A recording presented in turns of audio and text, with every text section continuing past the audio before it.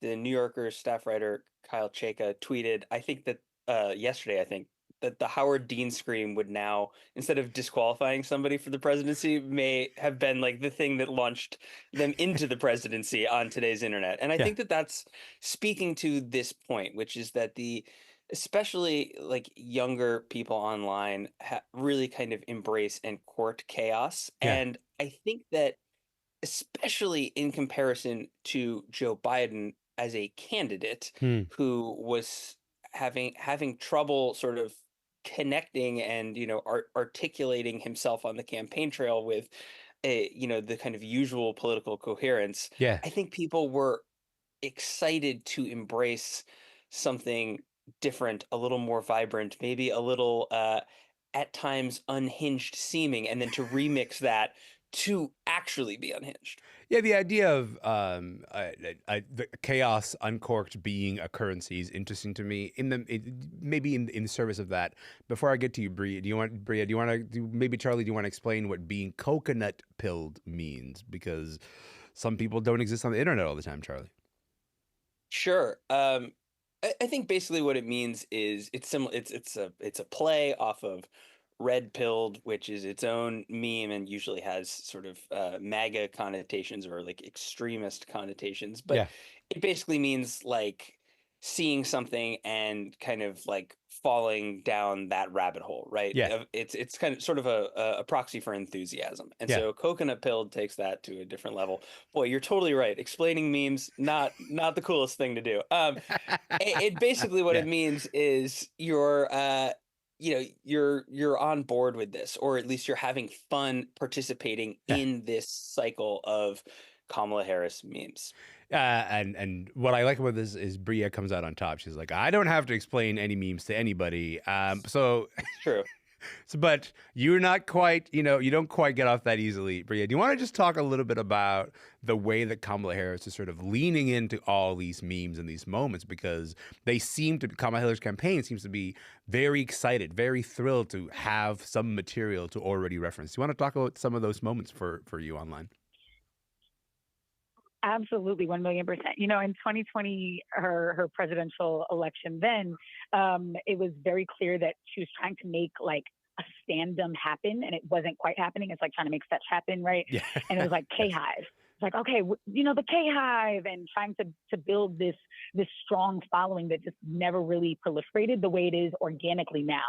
I mean, there were some strategic organizing moments, like 44,000 Black women with Win with Black Women getting on a Zoom the day that she announces. But there are also some really things that they couldn't have predicted that, Yeah. as you said, they're definitely leaning into, because there's an element of like, you want there to be a humor, you want there to be a joke, and you don't want to be so much the butt of the joke. You want to be in on it. Yeah. And I think she's now at a place where she's like in on the joke. She's laughing with people, as opposed to it sort of being like, oh, well, how do I come back from people laughing at me? Hmm. So that's a huge difference. Also, I'm in the sorority that Kamala Harris is part of, Alpha Kappa Alpha Sorority Incorporated. It is the first Black sorority. And so my sorors are not letting it go. And the memes that are coming out of that, the seas of pink and green, it's going to be the AKAs versus the KKKs.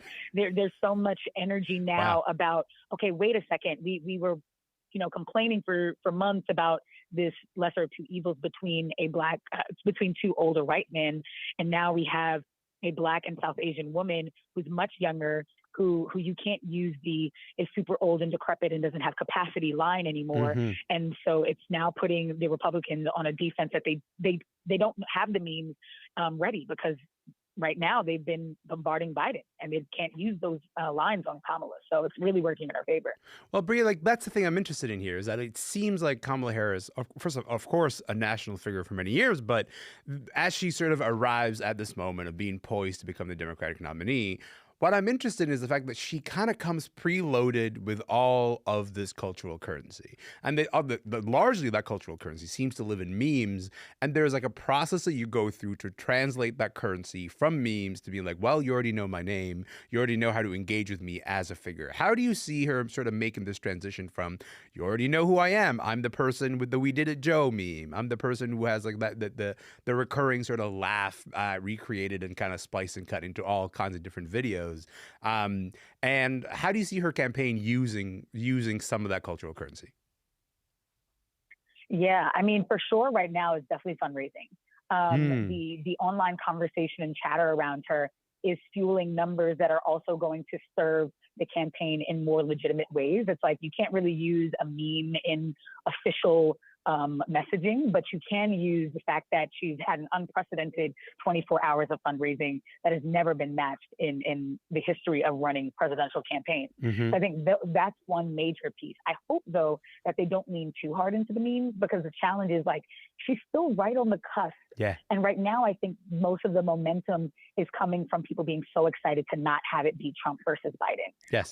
But that will soon wear off. And if she only remains you fell out of a coconut tree, you are, exist in a context from which you come from. Like she's kind of sounding like a life coach right now, and Yeah. she has to sound like a president. She has to sound like she has a plan, because ultimately, like, the Republicans have a plan.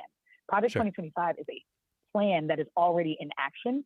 And if the memes go too long without being matched with some sort of substantive thing, the way that Elizabeth Warren became known for being the candidate with a plan, then she runs the risk of being seen as not serious enough as a candidate, Hmm. especially when she's going up against, a JD Vance, or, if her vice president is seen as more serious than her and she's still in meme mode, then she runs the risk of being eclipsed, especially if they choose a man for her vice president. Sure. This idea that people will assume that he's the real brain and brawn of the campaign, and she's just here to be the symbolism. And so she has to not fall into that trap. So the thing that you're talking about there is what Charlie called recently in a piece a theory of attention, and you're specifically you're talking about Joe Biden, Charlie. You were talking about the Joe Biden theory of attention, and you said that it doesn't really matter what he said, because after the debate, his image, the idea of like his stiffness, his sort of slow way of speaking, it doesn't matter what he was actually saying, and it sort of swallowed up anything that he had to say of substance. If we take that idea of a theory of attention and apply that to Kamala and apply that to all these memes that people have been talking about, how tough is it, do you think, is going to be for her to kind of get that substance out to the world, versus kind of having to sort of be limited to that meme space?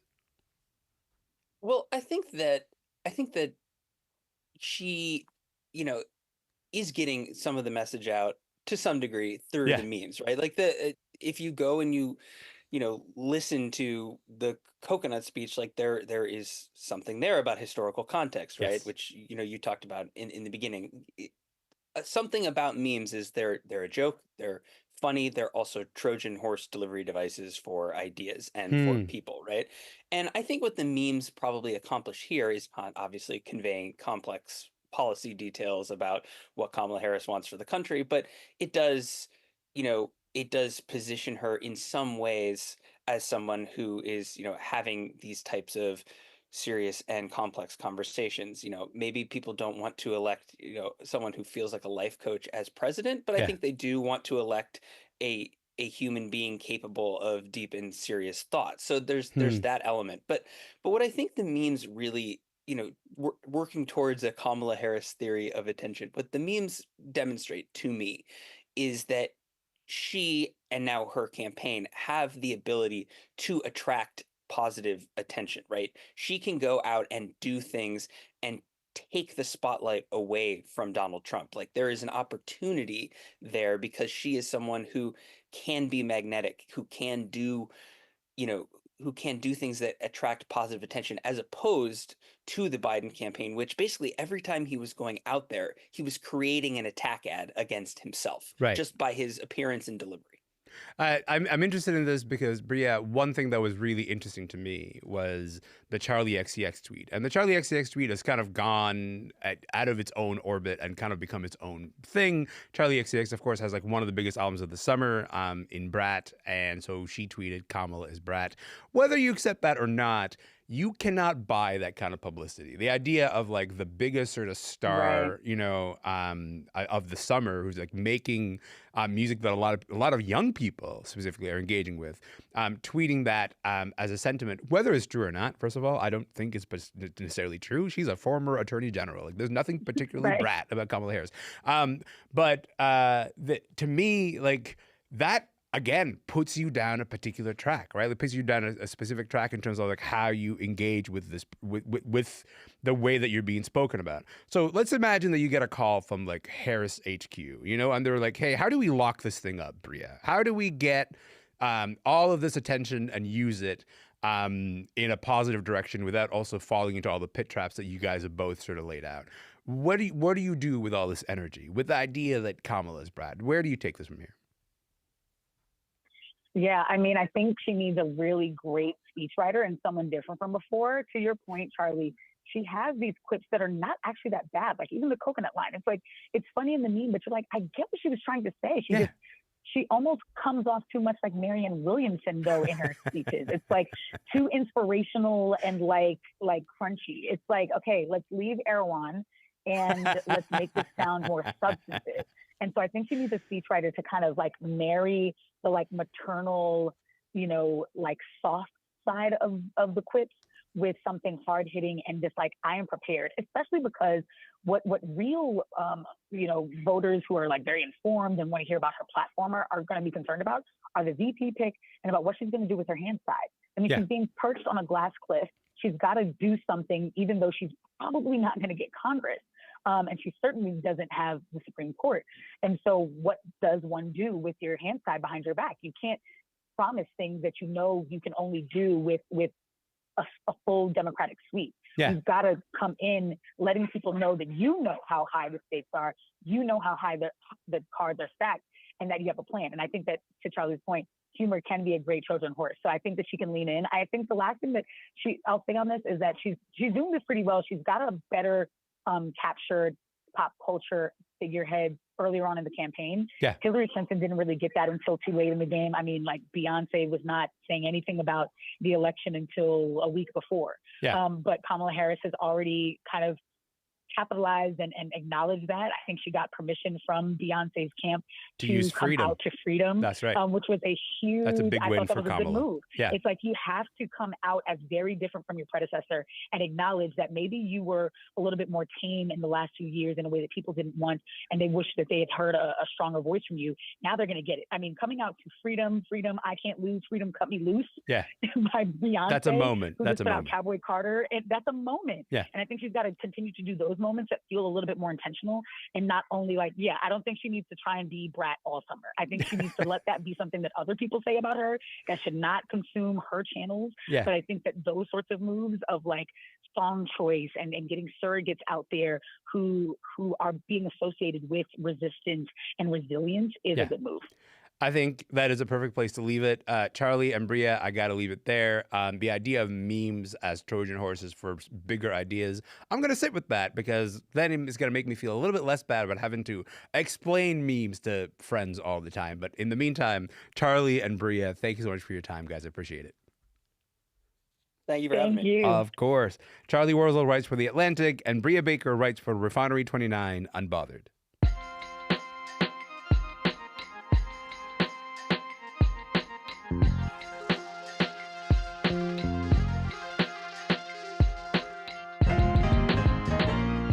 I'm Elamin Abdul-Mahmoud. This is Commotion. Look, so we're just sitting a few days away from the opening ceremonies of the Summer Olympics in Paris, and breakdancing is an Olympic sport for the very first time. This is also a big deal because Canada is a contender. We are sending one athlete, Philip Kim, aka Phil Wizard, but Phil is a force, okay? He's one of the best b-boys in the world right now. Mark Strong, aka Strizzzy, and Adrian Bernard, aka Switch B, are here. Strizzzy, Switch B, what's good, y'all? Welcome. How you doing? Good morning. Hello. Good morning. Listen, breaking at the Olympics. Did you ever think this would happen? Adrian, did you ever think this would happen? To be honest, I never thought breaking would be in the Olympics. Yeah. It was something that was discussed when I was younger. Yeah. Like an idea, a pipe dream, but I never thought it would actually happen. Yeah. Mark, what about you? I saw skateboarding get in there. I saw some things that people were kind of like, hey, look, we're going to just go off the conventional. Not to mention, everybody wants to get into that younger pool of audience. So I was like, yeah, breaking makes sense. It just was a matter of time before they gave it its respect. Okay, I mean, first of all, I can't believe that you saw the vision, because now I'm like looking around being like, what other activities that people are doing that in 20 years are going to be like, this belongs in the Olympics? But also, if you don't mind, Mark, just explaining this to me, because I don't quite understand how the competition is going to work. How do the athletes compete? What's the format here? So the format itself is it's fairly interesting. And so they're going to have, first of all, we're very happy to have that gender parity of 16B girls, 16B boys battling out, right? So they'll be on either side. So it's 32 competitors altogether, but they're in their separate divisions. Each battle is going to consist of like 60 seconds in their throwdowns, right? But to start off, within each with each column of the male and the females, or the women and the men, what's going to happen is they'll break out into fours. So they'll be in 4 different groups. The 2 of them will battle each other. The best of the groups will then meet in the quarterfinals. They will then be able to do, I think they'll have 3 60-second, if I'm not mistaken, 3 60-second throwdown opportunities within their divisions, and then that'll move us up to the top. Now, what I always have to remember is I have to remember like that I'm trying to figure it out. I don't know if it's Vetmo, or I'm trying to figure out the vocabulary, execution, technique, musicality, originality. I'm trying to The categories. grasp all that. Yeah. But all that is the criterion as to how they're going to be judged as well, too. There'll be 20% on each of those things I just mentioned. Yeah. And then we'll find out, who's the best at the Vetmo, which is what I'm calling. Can I just say 60 seconds, Mark, does not sound like a lot of time. Like it seems like a pretty short period of time to me. I'm going to be honest, 60 seconds on a treadmill for me is a lot of time. Touche. So 60 seconds is a lot of time, okay? But honestly, that being said, breakers themselves, listen, that physicality and that intense workout that they have to deal with, you got to deal with breath control, and you got to deal with positioning, you got to deal with muscle, you got to deal with, so all of that within the 60 seconds, it's a lot easier for them that's been working it all their life. Myself, 60 seconds is a lot of time. I was going to say, Adrian, is 60 seconds a lot of time in terms of breaking? I mean, the average throwdown, or the average run, is about 45 seconds, and that's from entrance to throwdown, because it's pretty intense. It's a pretty intense sprint. Yeah. So 60 seconds is a long time, and I'd say most dancers, usually that's a very long round, 60 seconds. Yeah. I bet you what just happened now is anybody listening who's ever breakdanced has been like, oh, Elamin has never done it before, because 60 seconds is actually an eternity when it comes to his profession. So that is on me. Mark, is it true that like the actual dancers are not going to know, the breakers are not going to know the songs being played in advance? Is that a real thing?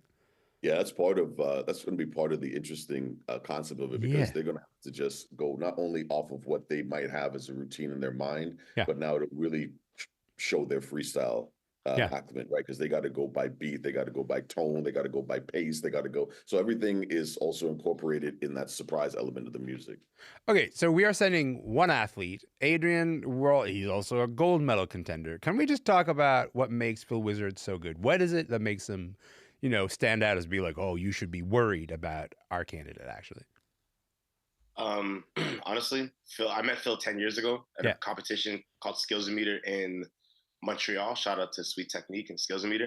And nobody knew who Phil was, and he made it to the finals on his first day out. That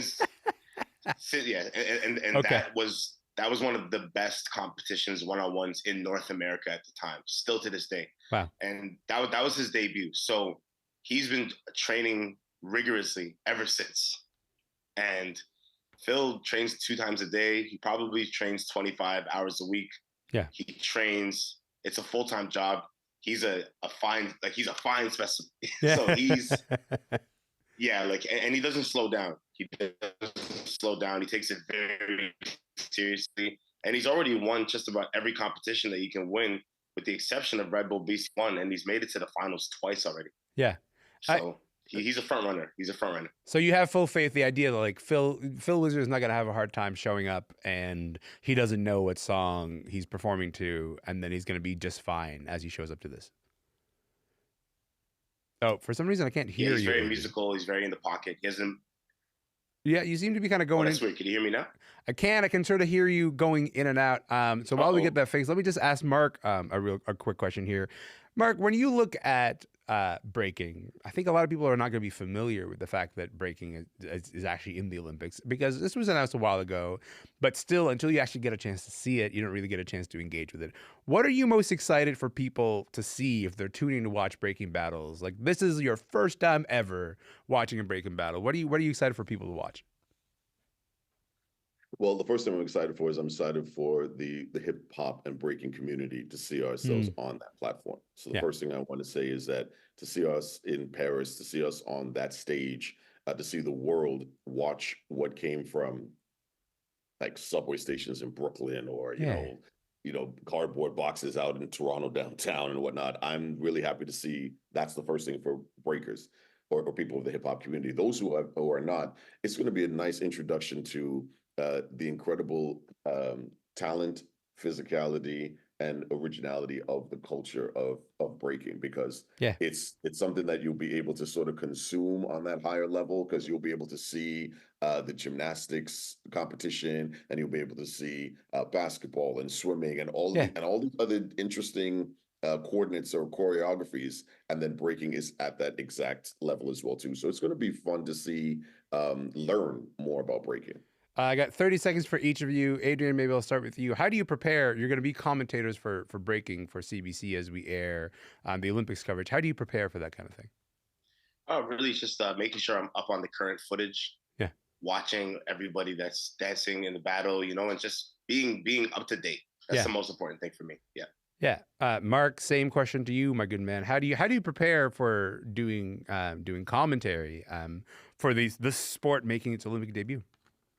Uh, just like I would for any other sport, and I'm going to treat it that way. I'm going to see people's styles and how they're going to match up. I'm going to even look into things like maybe even injuries, maybe even Achilles heels you wouldn't know of. Like, Sure. so and so's got a back injury. Maybe that's why he couldn't do that windmill proper. All that kind of stuff is entailed in this sport coverage, and I can't wait to see how it literally parallels to all sports. Well, I can't wait to see you guys bring that coverage to life. I really appreciate your time. Thank you so much for being here. You guys are the best. Thank you. You're a soldier, Elamin. Thank you. Appreciate Take you. care. Thank you. Mark Strong, aka Strizzzy, and Adrian Bernard, aka Switch B, are covering breaking at this year's Olympics for CBC. Mark, by the way, is also co-hosting the Olympics FOMO podcast. If you want to watch Phil Wizard compete, the Olympic breaking competition is going to take place on August 9th and August 10th.